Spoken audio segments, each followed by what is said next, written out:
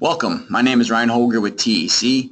This webinar topic is the International Energy Conservation Code 2015 with a focus on HVAC and specifically regarding the state of Illinois. Of course, folks from other states are welcome to sit in, but any detailed discussion we have will probably be geared towards Illinois specifically.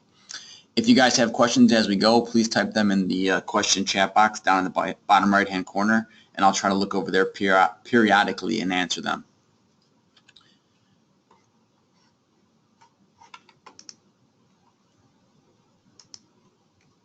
All right, so first things first. I know there's always a lot of discussion about what requirements that there are for equipment efficiency. Most equipment-related things like residential condensing units, furnaces, and stuff like that, they get regulated by the Department of Energy directly with the manufacturers and generally don't involve us meaning engineers, contractors, and stuff like that. So there's DOE product efficiency rules and there's building codes. Today we're going to be focusing specifically on the building code side of the equation. So what that usually means is if a manufacturer is still allowed to make whatever, I don't know, a 10-SEER condensing unit, then you could still install it anywhere in the country. But the building code may say, oh, you know what, no, you can't do that, it's got to be 14 SEER. So those rules will not always be in sync with each other. Sometimes they are, but they won't always be in sync. So for today's purposes, we're talking about specifically the code side of the equation. So the code that we follow here in Illinois, as well as most states across the country, International Energy Conservation Code, which we'll refer to as the IECC, that's part of the International Code Council, who writes lots of different codes for mechanical codes, electrical, and so forth.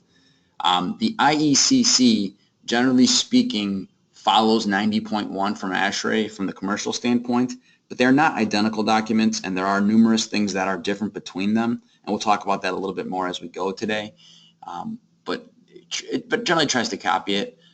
They're about 18 months apart from each other, so when ASHRAE 90.1 2013 comes out, then IECC 2015 sort of kind of cuts and pastes from there. Not exactly, but for the most part they rely on ASHRAE for the research in the background, and then they tweak stuff based on what they think is easier to implement or more valuable and stuff like that. We're not going to cover 90.1 in any detail today just because it's too hard to cover two separate codes in the same webinar. I just want to let you kind of know that.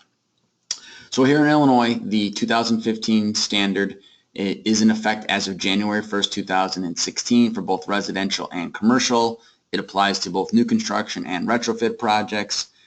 There are about 8 states in the country that are already on this new standard, and more of them are jumping on all the time. We'll show you some maps in a little bit. Here in the Midwest, the only other one that is already on it is Michigan, and Michigan's only gone live, but the residential side, commercial, will be coming up here in a few months.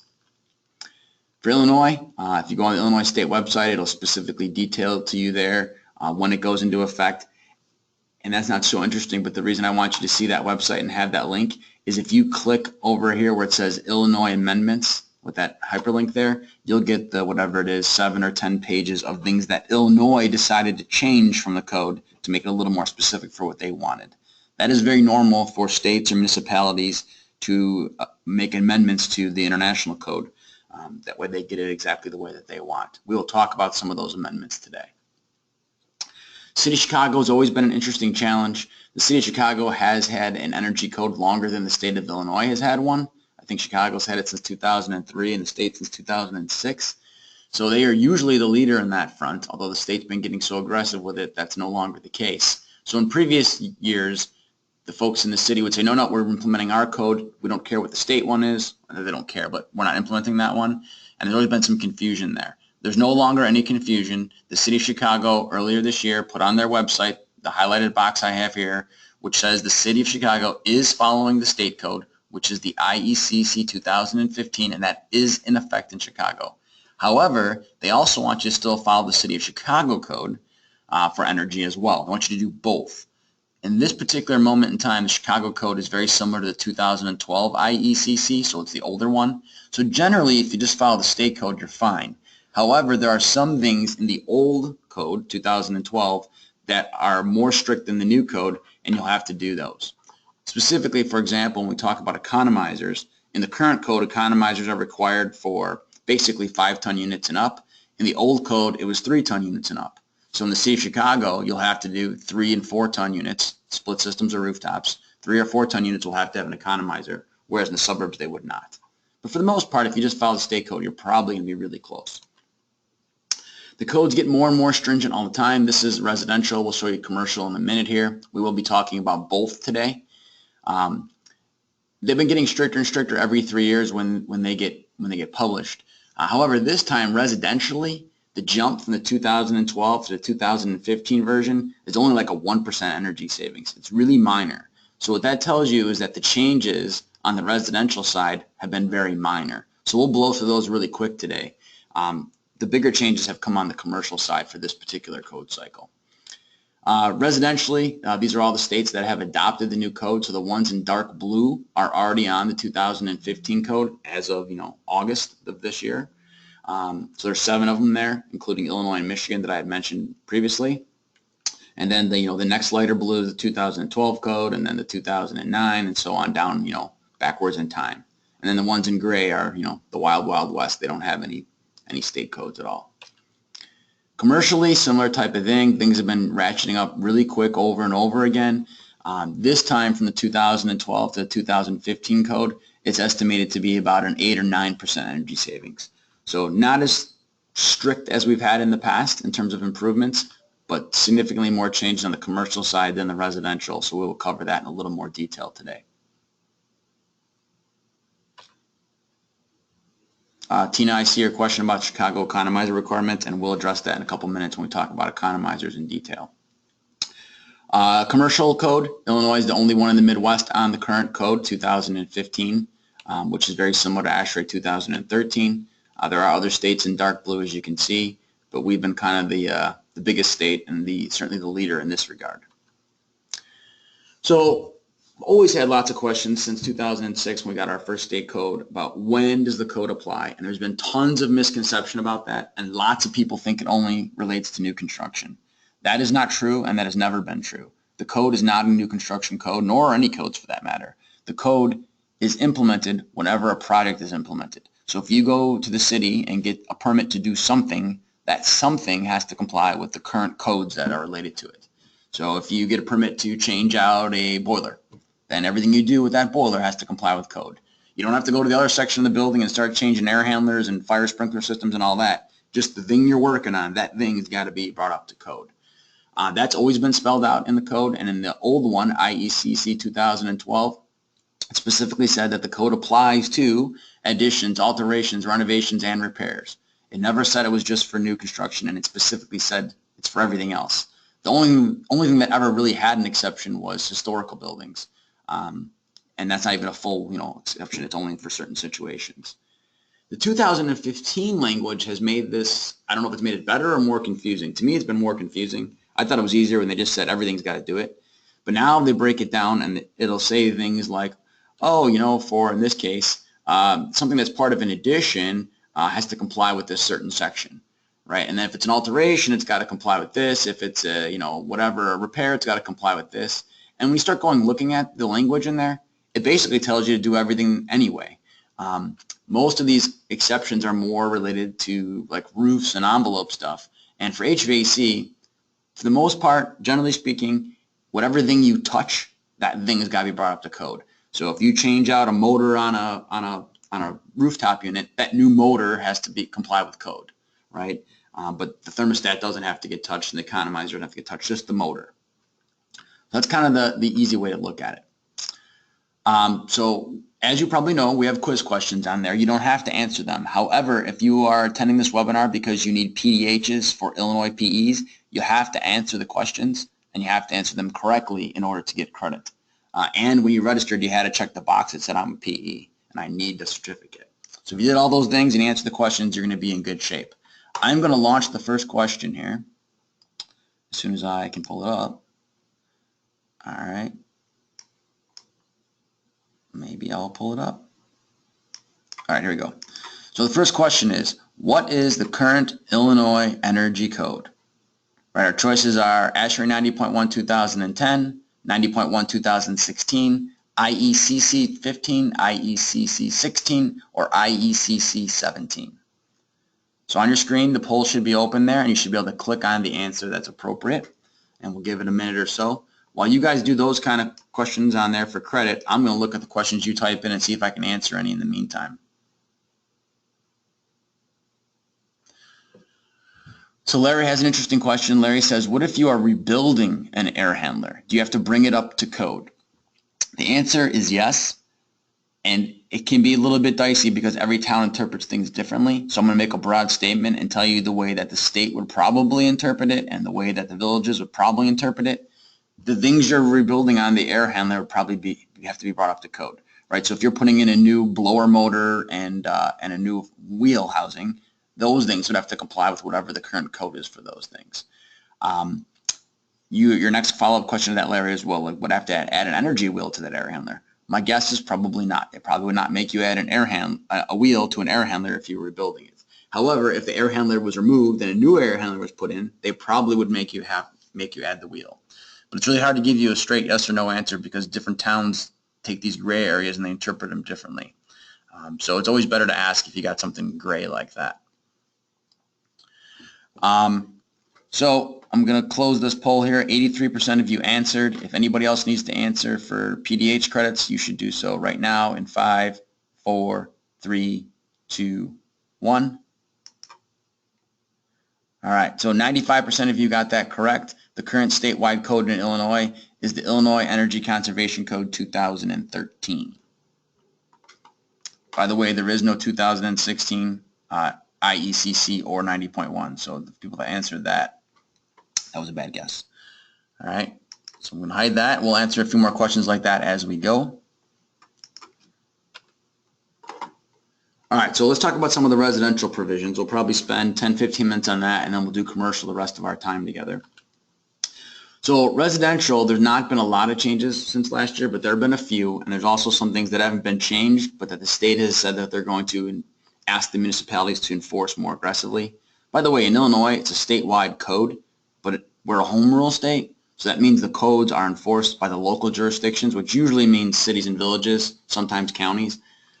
So it is kind of weird. You got the state telling you what the code is, the state makes official interpretations, but then the municipalities are the ones that make the final decision on what they want to do, locally. So it's a little bit odd in that regard. Residentially, programmable thermostats are required. They were required previously. However, the big difference there is that they used to only be required for forced air systems, so furnaces and heat pumps, not for hydronic systems. That language is now changed, and programmable thermostats are required for everything. Sometimes a programmable stat on a hydronic system makes sense, like baseboard or something like that. Other times, radiant floor, it makes no sense because it would take like 8 hours to heat up or cool down the slab or more. So a programmable stat would do you no good. However, the code no longer recognizes that fact, and you got to put programmable stats on absolutely everything residentially. I would probably say for a radiant system, maybe the programming would not be a very aggressive setback, maybe just 1 degree. Initially, for all thermostats, you have to set them for 70 degrees as a maximum heating temperature and 78 as a minimum cooling temperature. The occupants can certainly change that afterwards, but that's where you're required by code to set them up. And then setback is 55 and 85, and once again, the occupants can do whatever they want after that. Also on the control side of the equation, boilers have to have outside air reset. So all the boilers that you put in need to be able to change their supply water set point based on the current outdoor air temperature. It's really easy to do on most of the modulating condensing boilers because they have controllers built in for that. You just got to wire the sensor. It's a lot harder to do on like a cast iron boiler or something like that where you've got to add your own controller as well as low water temperature protection. Ductwork has not really changed much. There's really only one thing that has changed. The big change is that return ductwork in residential attics now has to be R8 insulated just like the supply duct. It used to be R8 for supplies and R6 for returns, and that has changed, and now it is R8 for both supply and both return. Crawl spaces, they've got to be R6 insulated for our particular climate zone. Duct sealing is also required. It's not optional and has not been optional for quite some time, so you have to seal all the ducts after you install them as well. There are different methods to do that, and we have a whole separate webinar we do on duct sealing.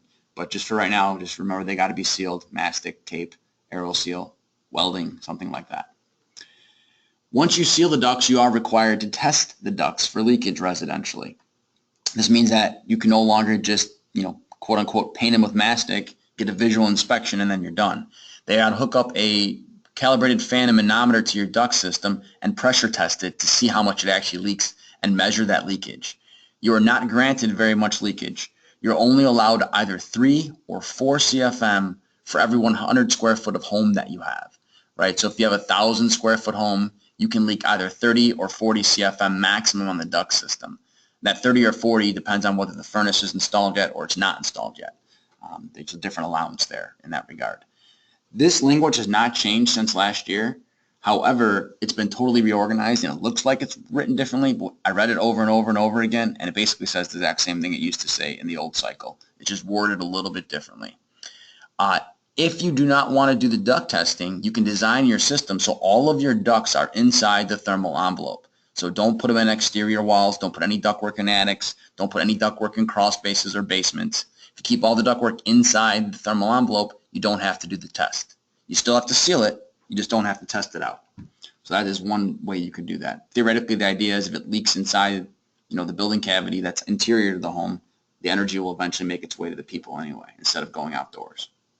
So that's the basic idea there. We still have the same rules we've had previously for Manual J and S. So all residential systems that are installed have to have a load calculation done for the heating and cooling system in accordance with ACCA Manual J. That in accordance verbiage is a little bit tricky. Some municipalities will say, oh, no, whatever software you use has to be stamped and approved by ACCA. Other ones will say no, if they use the ACCA Manual J calculations, but they just haven't paid ACCA to be listed on their website, then that's okay too. It just depends on the town. There are certain software packages that get universally accepted. I'm not here to sell you software or talk about software, but it seems that most municipalities are very comfortable and familiar with WrightSoft. That's with the W-R-I-G-H-T-S-O-F-T. So those guys got to figure out the towns like that. A lot of towns have the software themselves, so you could send them your file and they can import it and look at it. So that is a safe one. There are other ones that are approved and not that hard to use as well. You also have to do an ACCA Manual S, which means that once you have your load calc done, you have to size the equipment that you're picking to be in accordance with ACCA Manual S. And there's a whole separate class we could do on that. But kind of the short version of that is you can't oversize your equipment very much. You're allowed to round up a little bit, but not a lot. Specifically, like on a cooling system, you can only be 15% oversized on the sensible and only 15% oversized on the latent. So that really reduces your choices down and doesn't really allow you to oversize much. It just allows you to kind of fit things in between the half sizes. The big change to this section is that very last sentence. New or replacement heating and cooling equipment shall have an efficiency rating equal to or greater than the minimum required by federal law for your geographic location. What does that mean? It used to mean that if you had a 10 SEER unit in your inventory, right, the residential minimum, as everyone probably knows, is 13 SEER. If you had a 10 SEER unit in your inventory, you could still legally install it in this state and pretty much any other state. However, because of this new verbiage here, if you have old outdated equipment that doesn't comply with the current DOE rules for manufacturing, you are not allowed to install it anymore. So that's kind of a big change there. We're well past the grace period on that, so hopefully no one has old, efficiency equipment in stock. But that's what that language is. It's kind of trying to tie the code to those DOE rules that I had mentioned previously. The other thing that comes up when we talk about the ACCA Manual J or any load calculation for that matter is what outdoor air temperatures do I use? ACCA dictates those to you. There's a table that has all the major cities in that manual. So here's the screenshot of Illinois, and if I look at the two most likely candidates that you would pick for Chicago, Midway or O'Hare Airport. So my design heating temperature is either 0 or -1, and on the cooling side, it's between 88 and 91, depending on which town I pick, what area I pick. Conceptually, in Northern Illinois, everyone has it in their head that they're supposed to design heating for -10 and cooling for 95. If you do that, you will end up with grossly oversized equipment. I know psychologically you think you need to do it. There's a whole bunch of reasons why you don't want to oversize stuff, which we can't get into today. It's a different tirade I can go on. But the municipalities are getting really good at looking at your load calcs and not just asking for the final output sheet, but asking you for your inputs. And this is one thing they go and flag regularly. They go in there and look and say, oh, you used -10. Nah, redo it. You got to do it with the correct temperature. If you don't want to use this table and you don't want to use the ACCA Manual J weather table and you have your own weather data you want to use, most municipalities will allow you to do that. However, it has to be a good source. By a good source, that means it's got to be like the ASHRAE data or the Oceanic Weather Association data or something like that. They're not going to allow you to use Uncle Joe's, thermometer at his house that he's done a really good job at tracking things with. Right? It has to be some cognizant source. Manual J data, like I'm showing on the screen, is safe. If you want to use any other data, you have to ask your local jurisdiction if you can use that weather data. So I'm seeing Tina's question asking about HAP program. I'm not sure what you mean. I'm assuming if you're asking if the weather data in HAP can be used. HAP is a commercial load calculation software tool, so it usually has ASHRAE weather data. You could probably get a municipality to accept that residentially if you ask them, but you probably would want to ask first. If not, it's not a big deal to just take these numbers I got on the screen here and just change them. You can go into HAP and you could, or any software, Trace, whatever, and you can change these numbers to match what this rule is. This is the reason why that's important, is we spend very, very few hours, this is Chicago, but every area is pretty much the same way, very few hours at temperatures beyond those design temperatures. So you can look here for 30-year rolling history for Chicago. I'm going to visually guess that's about 40 hours a year. We probably go above 90 degrees. Maybe this year there was a little bit more, but still not a crazy amount. And the same thing on the cold end. We only spend, whatever it looks like, maybe 60 hours in the negatives. So there's very few hours we go beyond those extremes, which is why that sizing data is pretty important. There are other rules on the residential side for mechanical. We can't go through everything today, obviously, because it would be like an 8-hour class. But piping insulation requirements, demand recirc systems, domestic water piping insulation, there are things like that that you have to pay attention to, as well as the stuff we just talked about. All right, let's launch question number 2 for the quiz. True or false, residential duct sealing is mandatory statewide in Illinois? Let me see if we have any questions I can try to answer from anybody else.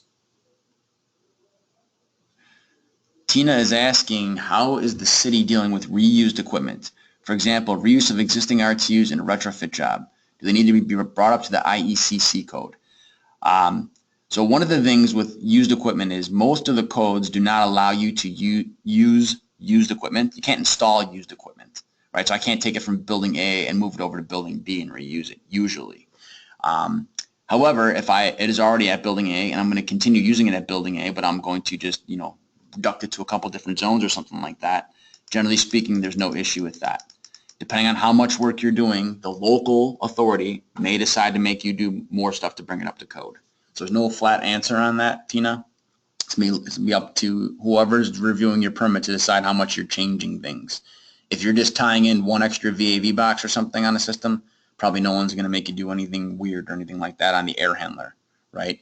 But if I'm gut rehabbing the whole building and you're using the air handler, I probably got to bring the air handler up to code. It's probably what's going to happen.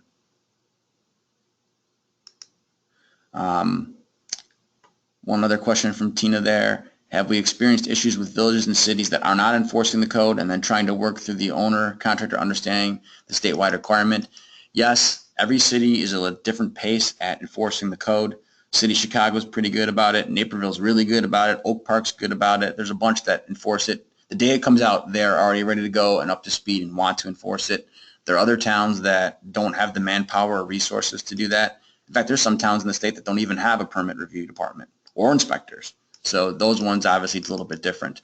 The one thing I will say about that is that even if your town is not enforcing the code, or even if your town person, permit reviewer, whoever says, no, don't worry about it, Ryan, we're not going to make you do the code. That does not mean that is a legal project for you, the person asking for the permit. By you, I mean the engineer, contractor, GC, whoever. The statewide code is the law, and even if it's not enforced by the local person, that does not mean you have an exception to not comply, right? So in other words, the cities are not legally allowed to tell you that you don't have to comply with code. All right, I'm going to close this poll here. Looks like 97% of you got the correct answer, saying that residential duct sealing is mandatory statewide in Illinois.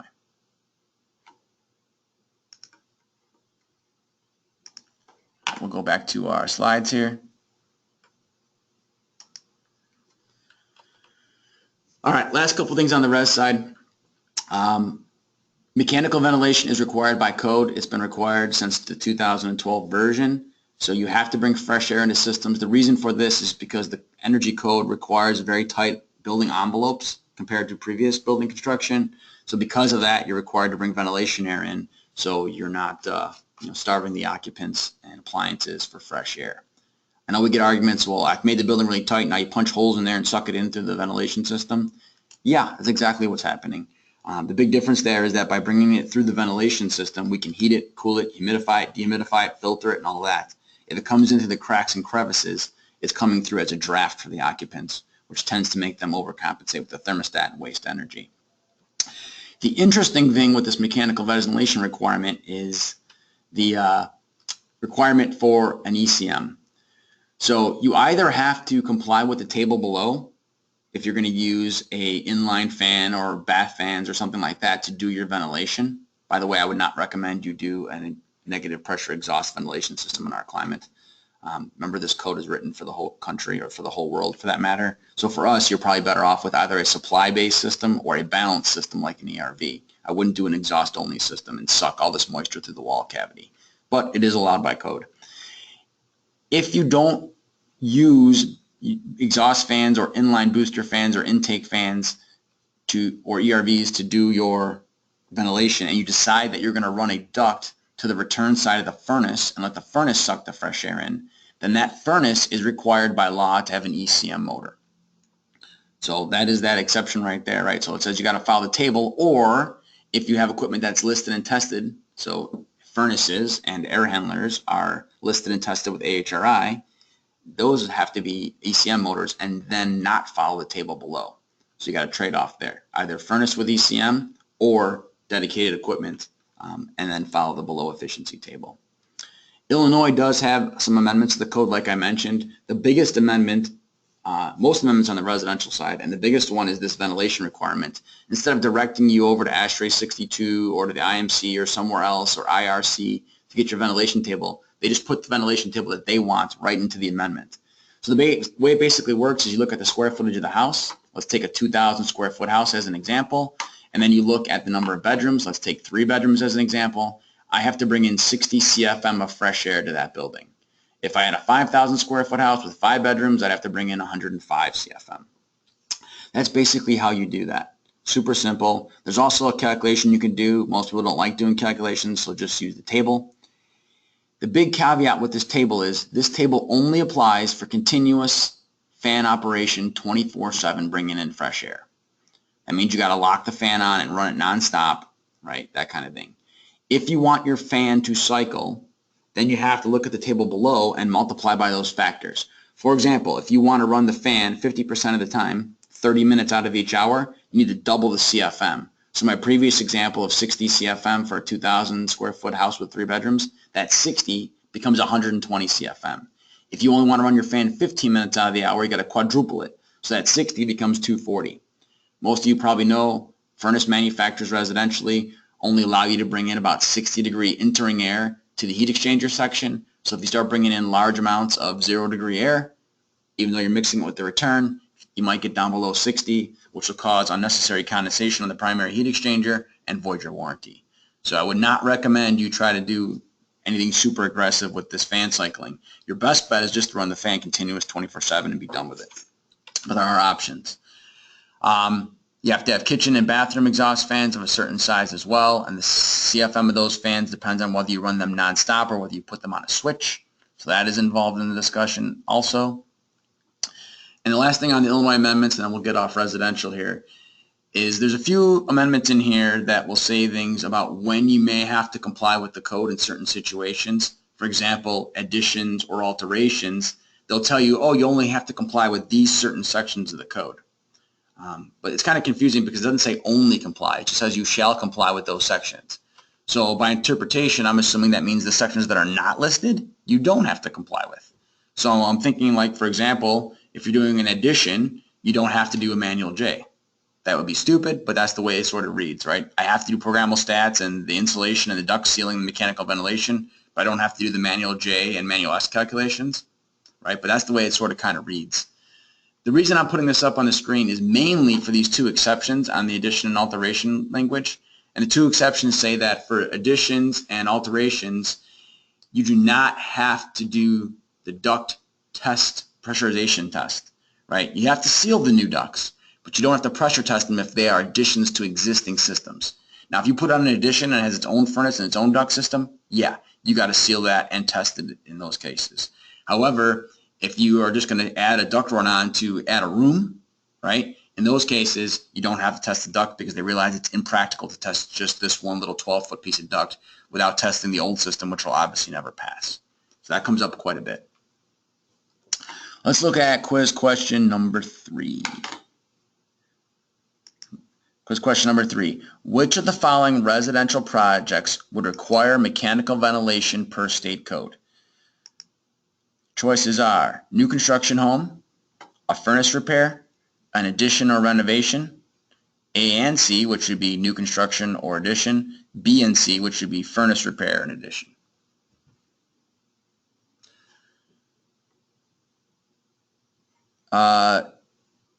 Zara asked, is there a provision for natural ventilation? For the residential code, there is no provision for natural ventilation. And if we go back a little bit while you guys are answering the question, I'll go back a few screens here.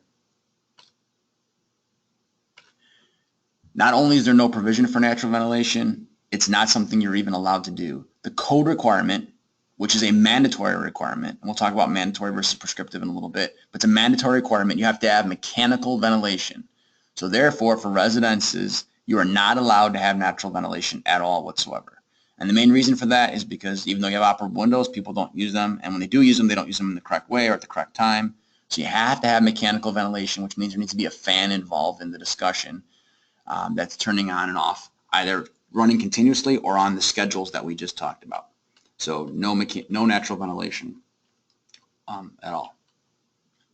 By the way, the residential energy code is for residential occupancies that are under 4 stories, and in the city of Chicago, under 3 stories. A little bit different rule for the city versus everywhere else. If you have a residence that is a high-rise, like a high-rise condo building, that's 5, 6, 7, 10, 30 stories, then you don't follow the residential code, you follow the commercial code. And if you follow the commercial code, then that's going to direct you to the IMC or ASHRAE 62.1 for your ventilation, and those things do have provisions for natural ventilation methods. But residentially, single-family houses and townhomes, no. Hopefully that answers that. Let me get caught back up here. All right, so I'm going to close this question here. And it looks like 83% of the people got it correct, which is A and C. Residential projects will require mechanical ventilation if it's new construction or if it's an addition or home renovation. It would not be required for a furnace repair.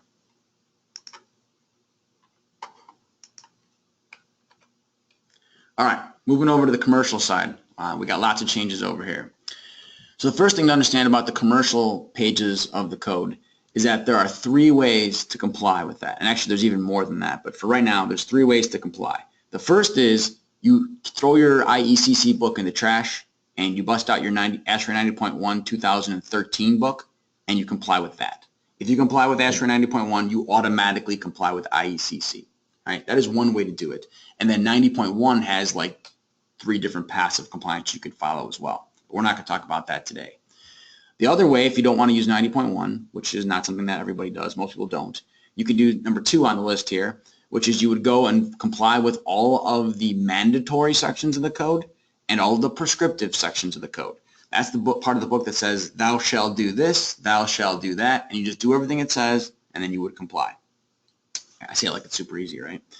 The third way is that you comply with the things that say mandatory, right? And then instead of doing the things that are prescriptive, you could choose not to do those and make up the energy for somewhere else. For example, if economizers are prescriptive and you don't want to do an economizer for some reason, then you can go with option 3 here.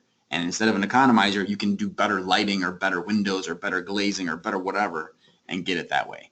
However, if you do option 3, you have to beat the regular base building by 15%. So basically you would do an energy model with software, basing the whole thing as if you were going to do number 2 on the list here. So you energy model the whole building as if it was code compliant. Then you energy model the building the way you're going to build it. And if you beat it by 15%, you comply. If you only beat it by 14% or worse, you don't comply with code. That's kind of how that runs down. Just like with residential, we don't have a lot of days for outdoor temperature that are at the extremes.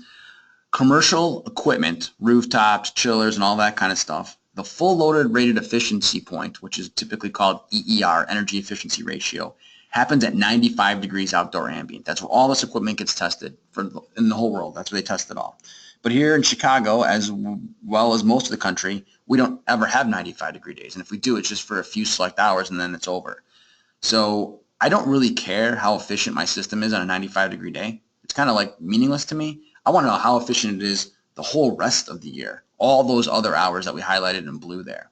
The codes finally recognize that, and we have a thing called IEER, Integrated Energy Efficiency Ratio, which basically means the equipment's not just tested at full load, it's tested at 25%, 50%, 75, and 100% operating points. And then the 50 and 75 points are heavily weighted, and the full load 100% point, it only gets like a 2% weighting.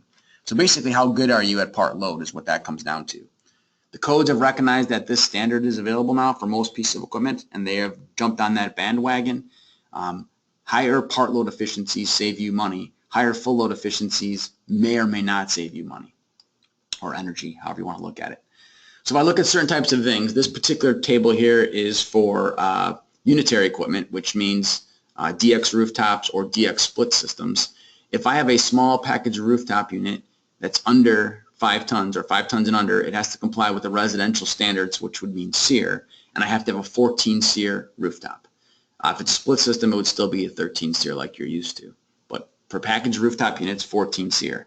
And then as I go to the bigger rooftop units, I look at the BTU size of the rooftop unit, and then I go across the table to see if it has electric resistance heating or if it has other heating.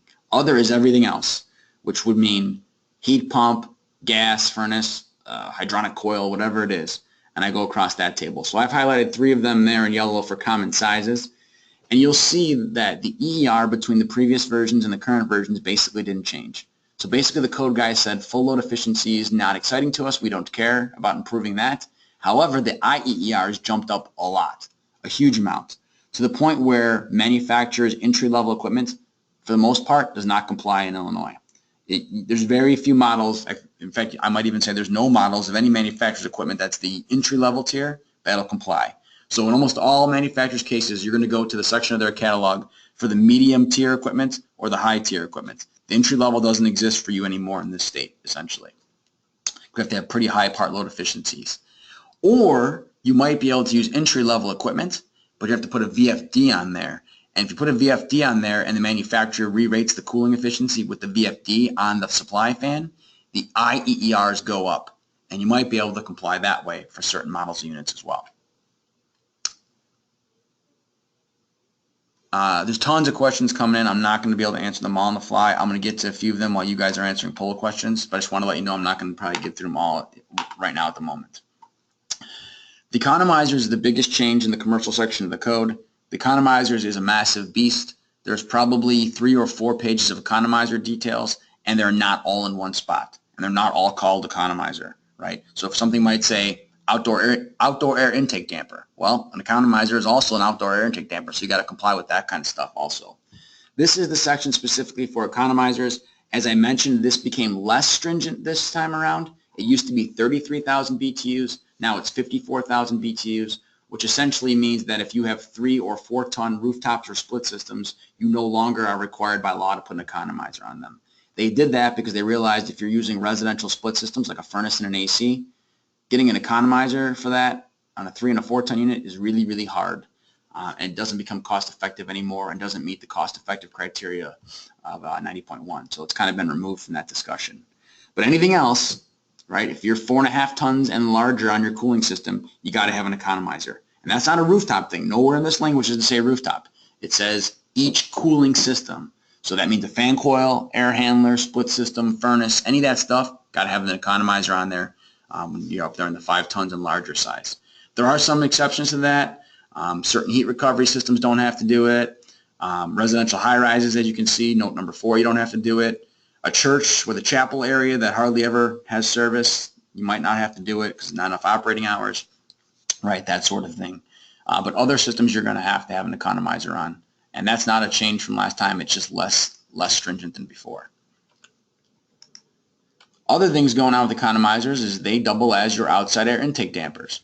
Outside air intake dampers now have to be motorized and they have to be rated as low leak in accordance with AMCA 500D standard. So that's another one of those in accordance things. That doesn't mean it has to have an AMCA stamp on it, right? Although that would make it really easy to show compliance, obviously. But it could be another agency that tests it. I don't know who tests these things, but let's just say, I'll make it up. Let's say UL or AHRI or ETL or somebody else does the testing, and they say that it complies with that AMCA standard. That would generally suffice. You can get around the motorized part and use gravity dampers if it is a small building, 2 stories and less, or if it's a really, really small intake that's less than 300 CFM. But as soon as you get to 3-story buildings and up, you got to have motorized intake dampers on there. For you that are doing economizers, your economizers and intake dampers, so you need to order your rooftop unit with a low leak economizer. That generally means a few different things. For one, it moves the gears from the inside of the track to the outside of the track, because obviously air easily passes past those gears. So they're now on the outside of the economizer assembly. And then you get edge seals on the side, and then you get blade seals at the ends of the damper blades. So it's not super complex, but showing compliance with that AMCA rating is what makes it a little bit more challenging. Economizer subpoints are also a little bit more strict than they may have been in the past. If you do a dry bulb economizer for our climate zone, which is climate zone 5A, then you have to have your economizer set at 70 degrees for the changeover point. When I started here 19 years ago, we set them all for 55 degrees, and then we kind of crept up to 60, and then 65, and now it's 70.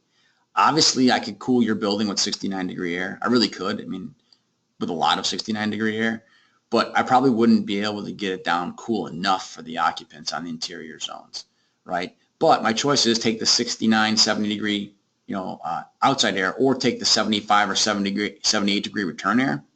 Obviously, I'll take that outside air and have the compressor help it. Integrated economizers, which means you run the economizer in conjunction with the compressor at certain moments in time, are required by code as well. So it kind of ties together. So your outdoor air set point changeover jumps up to 70. If you do an enthalpy controlled economizer, your outdoor temperature is 75, plus obviously you track the humidity via enthalpy measurement.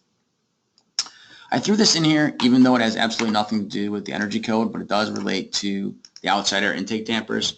For the longest time in the city of Chicago, many of you have had to take 15 feet of sheet metal duct and add it to the outside air intake on a packaged rooftop unit to comply with the city's ventilation code requirement. As of February this year, they have issued a statement saying that you no longer have to do that. If you have equipment that is a packaged rooftop unit and it is, tested and rated piece of equipment, and the manufacturer has that, rating, you don't have to run that duct on there. Basically, they're saying that the manufacturer is responsible for making sure there's no recirculation between those two intakes and exhausts, and you're not responsible in the local field to make that happen. So that rule is no longer in effect. Just want to point that out because it comes up a lot in regards to these things. Last couple things on economizers here. Economizers, generally speaking, are not working very well. This is a study from about 10, 12 years ago, 500 buildings at 180 locations across the country. 64% of the economizers were not functioning correctly. There's been other studies like that. I know Honeywell did one a few years ago, same kind of thing. There's lots of studies showing that the economizers either have the wrong set points, they're screwed shut, they're propped open, the gears are bound up, the actuator's laying on the ground, those sorts of things. So when more than half of them are not working, that's a major red flag. And it's such a red flag that the code people actually got involved with it now, good or bad, however you want to look at it. And we have a new thing, a new acronym, Fault Detection and Diagnostics, FDD. All economizers have to have FDD. That basically means the economizer controller has to babysit itself and make sure bad things are not happening. And if bad things happen, it's got to notify humans. Specifically, some of the things you can see on the list there, if the temperature sensors are faulted or out of range, if the unit's not economizing when it should, if it's economizing when it shouldn't, if the damper blade won't move, if we have too much ventilation air coming in, it's got to babysit these things. And then more interestingly, note number 6, it has to report those things to your building automation system if you have one. And if you don't have a building automation system, then you have to display the alarm on the regular thermostat in the particular space, right? So that means you have to have a thermostat that can talk to the economizer controller and know that something hit the fan, if you will, right? Something bad happened, and then show it up on the screen with an alarm, right? It's basically like your car, and you got to have that check engine light type deal. So I've only found 3 thermostats that can do this. There's 2 from Honeywell and 1 from Venstar, so we've been using those all year. I'm sure other manufacturers will eventually adopt them and put these kind of features in there. But you have to have a thermostat that can accept these alarms and an economizer that can track this stuff. So from the Honeywell world, who makes almost all the economizers for everybody, you need a Honeywell Jade economizer. If you do DDC controls, then the DDC manufacturer can write the code however they want and obviously comply. But if you're doing a regular electromechanical unit, you need a Jade economizer controller, and then you need a thermostat that can read that signal. Last thing on the economizers, demand control ventilation rules have not changed.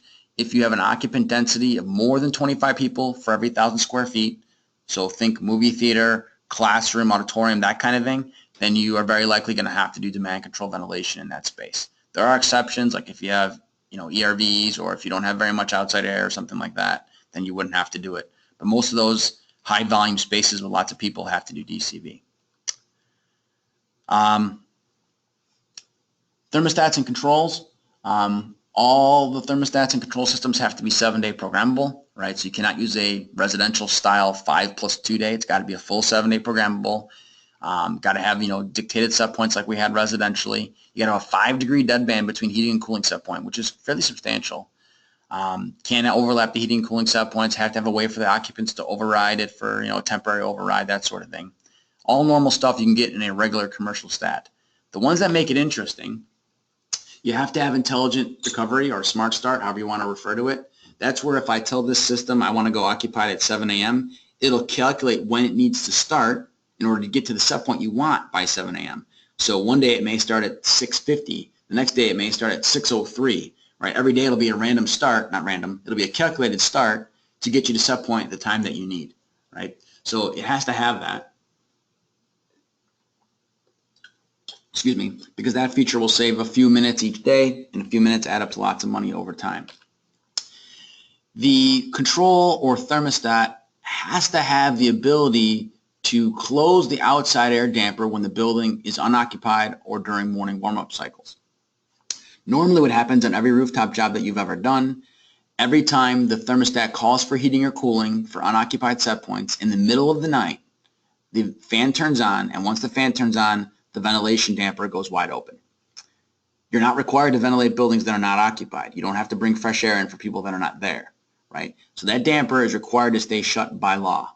Now, you don't have to wire it to the thermostat if you don't want to. You can wire it to something else that knows the occupancy schedule, but chances are you don't have a something else that knows the occupancy schedule. So it's easier to buy a thermostat that has an extra output on it, and that output just opens and closes whenever the schedule of the stat is occupied and unoccupied. All of the economizer controllers, including the Jade one I showed you before, as well as all the older ones, they have an input on there for occupancy. They're waiting for you to send it the signal from the thermostat. You just got to pull the wire. And then obviously the thermostat's got to display those fault codes, right? So those last 3 things, intelligent start, shut down the ventilation, and the economizer fault, really limits you down to essentially 1 economizer controller and 3 thermostats that comply. If you need help with those, I can send you an email specifically with those model numbers and which settings and features you need to turn on and off in the economizer and the stat, and what you got to wire to make it work. But this is a pretty big deal. It's not hard to do, but you got to plan for it because it does require more wires to be pulled. All right. Other interesting things. This section of the code is under the integrated economizer control, and as you know, all the economizers, based on the previous section, have to be integrated, right? So if you have an economizer, you have to do this. What is the this I'm going to talk about? Well, the first thing is if your unit is 6 1/4 tons or larger, right? So we're mainly talking about 7.5, 8, 10, 15 ton units and bigger. Those units have to have 2 stages of cooling. You're not allowed to put in a 1-stage 10-ton unit. That does not comply with code. Additionally, note number 3 there, if you have a DX unit, like a rooftop unit, and you're going to modulate airflow to the space to control temperature, so in other words, a zone damper system, then you need to up the ante, and based on the BTUs of the unit, you either need 3 stages of cooling or 4 stages of cooling. Right? So if I put in a 10-ton unit with a zoning system, I have to have 3 stages of cooling. Right? The idea there is that as these zones modulate back, we don't need to provide as much cooling. So instead of turning compressors on and off, which hurts humidification, we'd like to stage these compressors down. So you can either have 3 stages of compression, or you can have a modulating compressor, or something like that. If you look up at the top of this page, you'll notice that hot gas bypass does not count as a mechanical stage. So you have to have 3 compressors, or a compressor that has 3 stages, hot gas bypass not being one of them. So that comes up for zoning and non-zoning systems. The other thing that comes up with zoning is a very odd section of the code. I understand what was meant here, and I've talked to enough people at IECC and ASHRAE 90.1 to know what was supposed to happen here, and it wasn't written correctly, so now we're kind of stuck with this. What was supposed to happen is that all systems that were basically over 5 tons were supposed to have 2 speed fans on them. Just all of them were supposed to. However, the way this was written is the section of the code was titled Hydronic and Multiple Zone HVAC Systems. So if you have hydronic coils, heating or cooling coils that are water-based, you got to do this. Or if you have non-water-based systems that are DX cooling, for example, and zoning, you have to do this. But all the other systems, all the regular rooftops that don't have zoning, technically don't have to comply with this. They were supposed to, but the way they put it with the title, they don't. And most of the states have been saying, nope, you don't have to do it. So essentially this becomes a zoning rule. If you have a zone system, not only are you going to have those 3 stages of cooling that I mentioned previously, you're going to have a 2-speed or a modulating fan. You're not going to be allowed to have a single speed fan like you've traditionally had. Additionally, all of your chilled water and hot water fan coil type systems are going to have 2-speed fans as well. So that's definitely an interesting one. And this is the reason why, I mean, not just this study, but studies like this. This one, Pacific Northwest National Labs from 2013. Everything in red on these buildings we're showing you here was how many hours they spent in heating. Dark blue was mechanical compression cooling. Green was economizer mode. Purple was integrated economizer, where you have the damper and the mechanical compression working together. And then baby blue was ventilation. Obviously, as you can see, as far as the fan is concerned, it's always in ventilation mode. Ventilation is the big thing. That fan is running 24, well, not 24. It's running 14 hours a day, 7 days a week in most of these buildings. There's way more time spent in ventilation mode than heating and cooling combined. So the fan energy is getting picked on pretty substantially, and that's why you're seeing more and more requirements for multi-speed fans. ASHRAE 90.1 already requires it. IECC was supposed to. They didn't write it that way, but on zoning systems, you got to do it that way. This is the way we typically control those fans. If you're in heating mode, you get full airflow. If you are in second stage cooling, you get full airflow. If you drop down to 1-stage cooling, we reduce the airflow because that helps you with dehumidification, obviously. Or if you're in vent mode, which is most of the time, we drop it down to first speed of the fan. So you get a substantial amount of runtime on first stage of fan operation. When we model that, this is a software tool I use to model package rooftop units. This is a 10-ton unit of a specific model and manufacture, brand new, certain efficiency. Baseline and proposed, I put everything in exactly the same. Same model, same unit, same efficiency, same everything, same motor efficiency, same economizers, everything. The only thing I changed was 1-speed indoor fan or 2-speed indoor fan. Just having that 2-speed fan equated to a 30% energy savings on that entire unit, $577 a year. So that fan speed is a big deal, and it pays back really quick. And even if you're not required to do it by code like you do on a zoning system, even a regular system, you should be looking at this. So it is a pretty big payback. There are plenty of units out there, and this is the one we have from Carrier, that has the multi-speed fan and the multiple stages of compression that you would need to get these small and medium-sized zoning jobs taken care of. All right, poll question number 4 here. Which of the following are required on a typical 10-ton DX RTU installation? A, 12.6 IEER, B, integrated economizer, C, fault detection on the economizer, D, 2 stages of cooling, E, all of the above. I would essentially consider this a gimme. Hopefully everyone gets this one correct. All right, let me see if I can go back and read a couple more of the questions that have come up. Jonathan asks, which version of 90.1 would it get you to comply with IECC 2015? IECC 2015 is triggered off of 90.1 2013, Jonathan. Jonathan also asks if table 403.2.3 1 applies to dedicated outdoor air or 100% makeup air units. I don't know what table that is off the top of my head. I'm guessing that it was the cooling efficiency table I had popped up.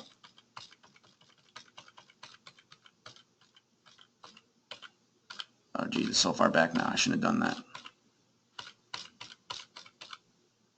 Yeah, so no, because this is a unitary table, so that would likely not apply to your dedicated outside air units.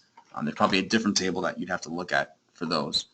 But because this tells you the test procedure, and outside air units are probably not tested to AHRI 340-360. I'm just guessing on that. I don't know what outside air units are normally tested to.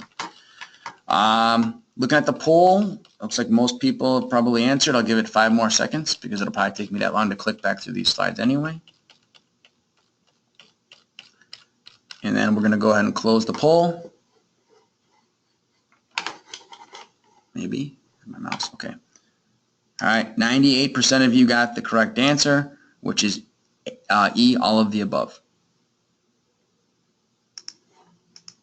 All right. Let's do question number 5. If a zoning system is applied to the previous 10-ton rooftop example, which of the following is also required as a minimum? A, 3 stages of cooling. B, staged air volume or VAV air volume. C, demand control ventilation. A and B or A and C. And while you are answering that, I will look and see about more questions here.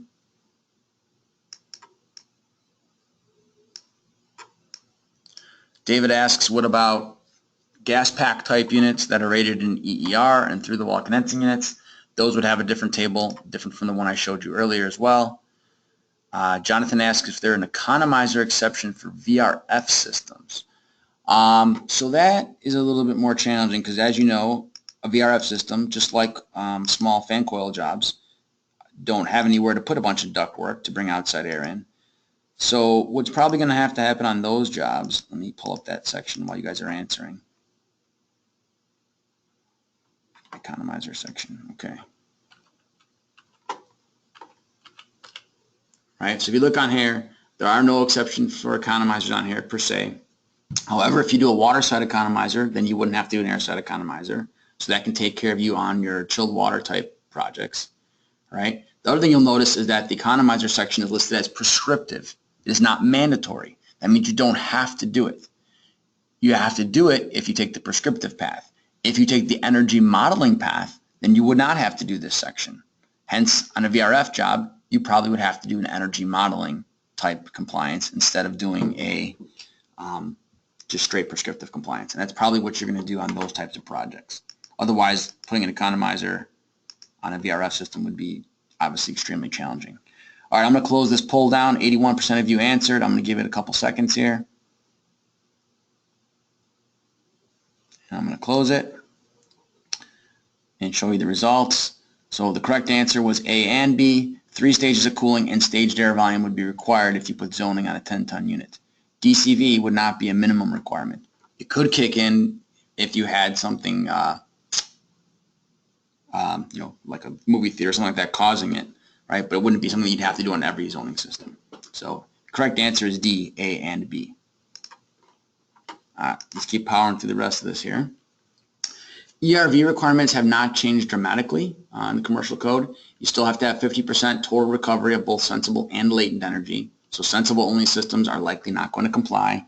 So you need to use enthalpy wheels or you need to use enthalpy cores. You probably cannot comply with a heat pipe because you can't do enthalpy or a runaround coil or any of those things.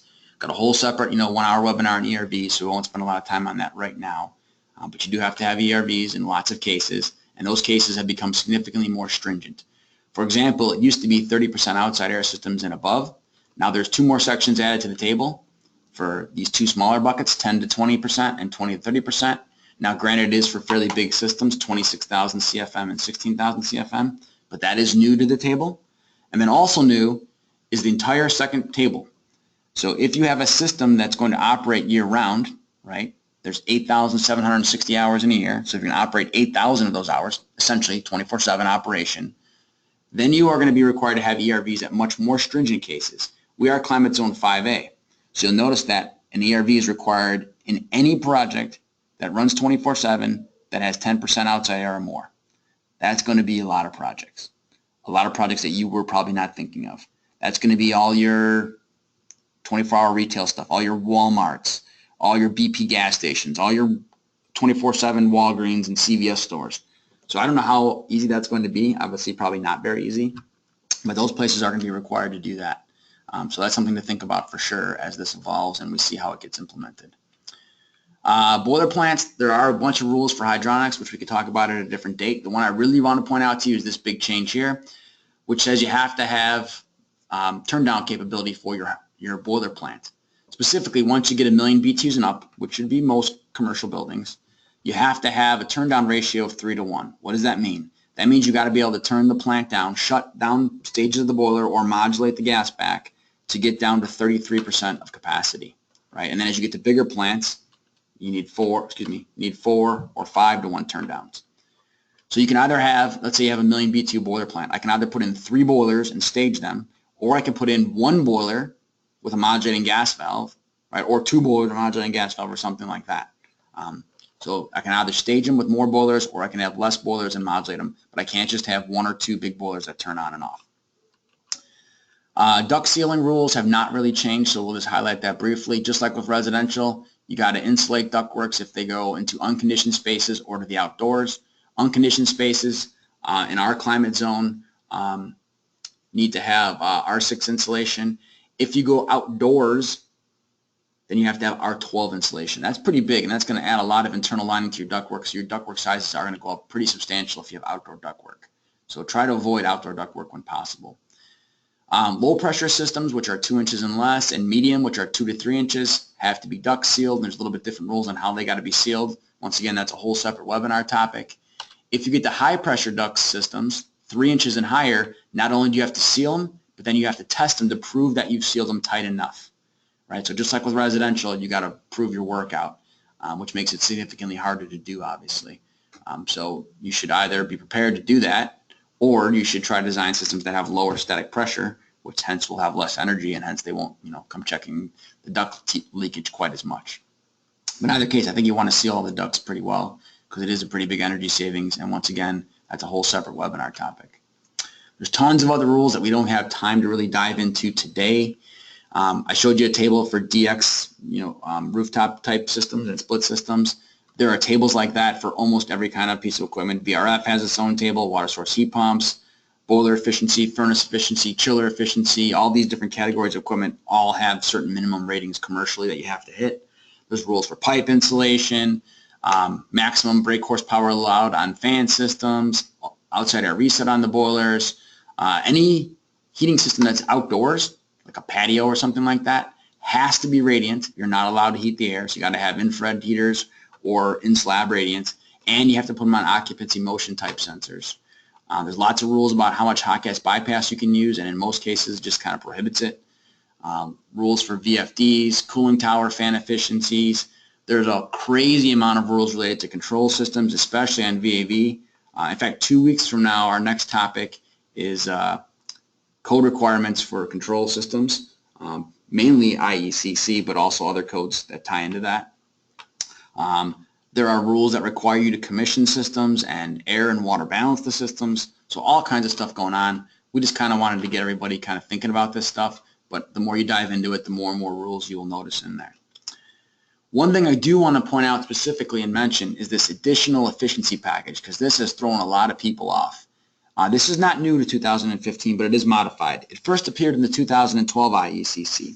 So what this basically is, it says, great job, you followed everything in the code book, you did everything we told you to do, but now we want you to do one more thing as a requirement. And it used to be they'd say pick the lighting improvement, the HVAC improvement, or add renewable energy to your building. Now instead of those 3 things, they give you 6 ways to do it, which I guess is good because you have more ways to do it, but it also means there's more things to think about. So you can either improve the HVAC, you can improve the lighting, you could add lighting controls, you could do renewables, you could do a dedicated outdoor air system, which is debatable on whether it's going to save energy. Only works obviously if you implement it correctly and save energy on the indoor other fan systems, or the service hot water heating route. Most people have been taking option 2, lighting power density. It's the easiest one to implement. The lighting designers are good with it, and usually that's the way they go. However, sometimes you have projects where they can't reduce the lighting because of various reasons, such as maybe it's a retail thing with lots of display lighting or whatever the case may be, so you can't reduce the lighting. And the architect may come to you, the HVAC designer, and say, hey, we're going to go option number 1. We're going to make you do the efficiency on the HVAC. When you read that section, it'll tell you that you have to be 10% more efficient for all the equipment tables. So whatever IEERs I just showed you before, they got to be 10% better. That's not that hard to do. Yeah, you're going to buy a more expensive rooftop or a more expensive chiller or more expensive whatever, but you can generally do that, more expensive boiler, furnace. The hard part comes in on the rooftop heating side of the equation. If you have a gas-fired heating rooftop, you are not going to be able to use option number 1 here. Because if you want to get your gas heating 10% more efficient, and the minimum efficiency is usually 80% for the gas heating, that's 88%, and basically nobody makes an 88% rooftop. At least not anything that's going to be 5 tons and up for a large commercial building, right? So you're not going to be able to take option number 1 if it's a rooftop job. So if your architect says, hey, we're going route number 1, you should already either be saying, no, that's a bad idea, or saying, guess what, we're not using rooftops, we're going to use chillers or something like that, right? So just keep that in mind. That could happen to you. All right, our last question here for everybody who needs credit, and then we'll tie everything off. Number 6, true or false? Commercial boiler plants greater than 1 million BTUs need to have a turn down of at least 3 to 1. While you're answering that, I'm going to read some more of your questions. And for you guys that needed credit, you can log off after you answer this question. For everyone else who wants to stick around for 5 minutes, I'll read through all the user questions so you can hang out and hear the answers if you like.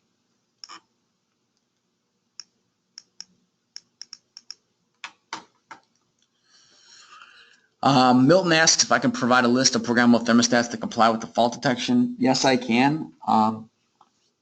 Maybe what I'll do is probably going to, you got a lot of guys are going to probably ask for that. Maybe what I'll do is take whatever email you registered with, and later on today, I'll just send you guys a mass email with all that information. I'll send you not only the models, but specifically how to set them up and wire them. And then you can do with that information what you will. Can't even spit that out of my mouth right now. All right, I'm going to close this poll here. In 5, 4, 3, 2. All right. 98% of you got that correct. It is true that a commercial boiler plant that is 1 million BTUs or larger needs to have a 3 to 1 turn down or higher. So that is a true statement. So most of you guys got that correct. All right. Let's go ahead and close the questions down. Show you the last couple slides, and then I'll answer all the rest of the questions everyone had. The biggest thing I think for a lot of you is to educate your customers and unfortunately police your competitors. There's plenty of people that don't understand the code, or in some cases don't care, and they're just going to bid whatever they think is the most cost effective. If they do that and you bid the code compliant thing, you may be a little higher and you're not going to get the project. So instead of you breaking the law like them, I'm going to suggest that you try to get them to follow the law. So by that, you might have to tell the owner, yeah, my bid's a little bit higher because I'm doing this thing the right way, and they're not. So make them rebid it per the law, and then we'll see who's really got the better number. I know that's not easy. I know that's a hard thing to have a conversation on, but that's probably the only way for you to both be right, comply with the law, and not lose bids.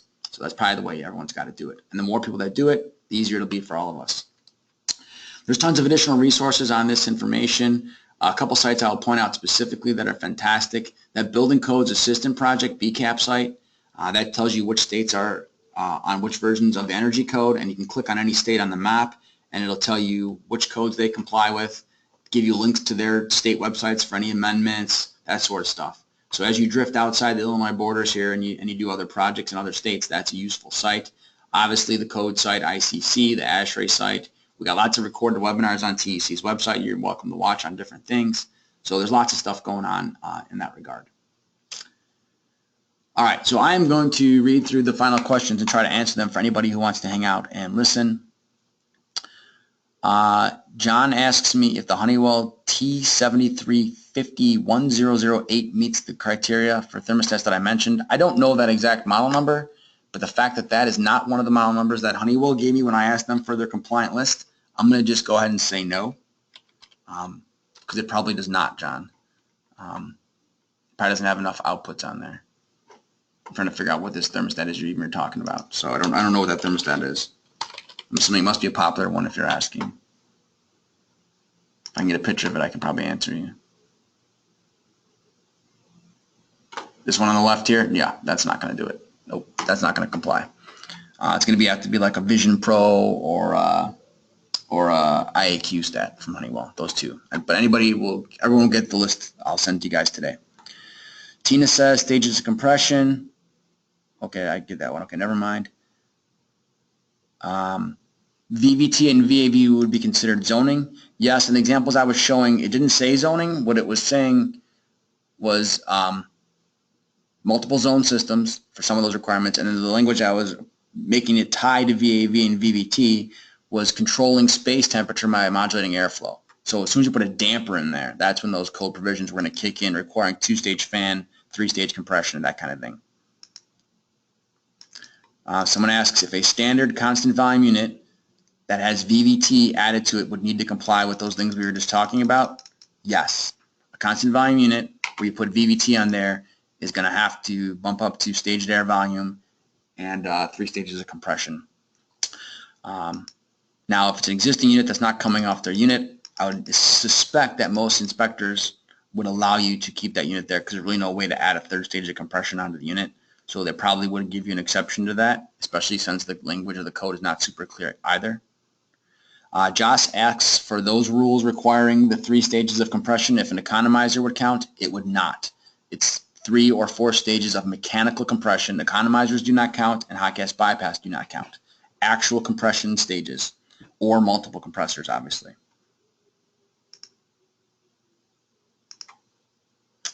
Bruce asks if we can review pneumatic controls at a later date. No, we cannot. I'm scared of pneumatic controls. I'm really good at taking them out, though, if you need help. I'm just teasing. Syed said one of the manufacturers makes a rooftop that is 88% heating efficiency. I don't doubt you, Syed. I know there's a couple manufacturers that make small ones that are 3 and 4 tons, but that doesn't help you on a lot of commercial projects.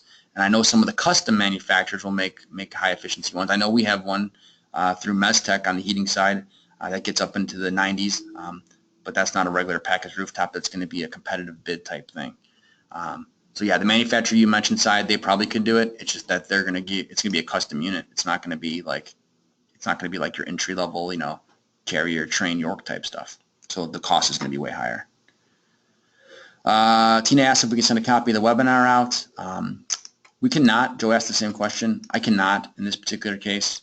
I've already get yelled at a lot because there's so much copies of the code book in there, and that's all copyright stuff.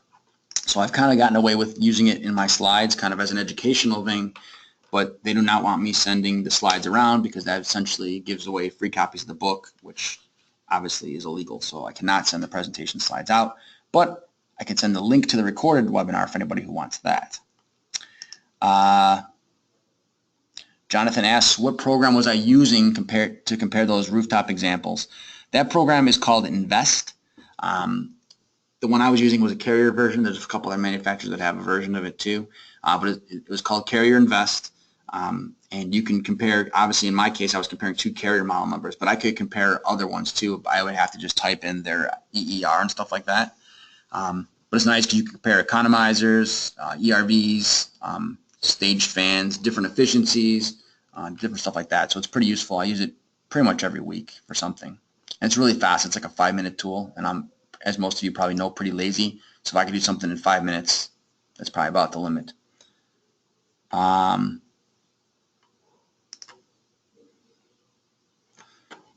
don't understand Peter's question. Wanted a link for the boiler requirements. I'm not sure what link you're referring to.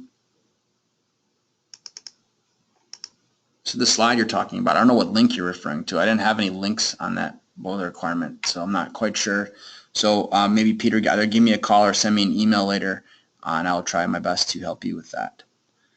For anybody who doesn't have my email,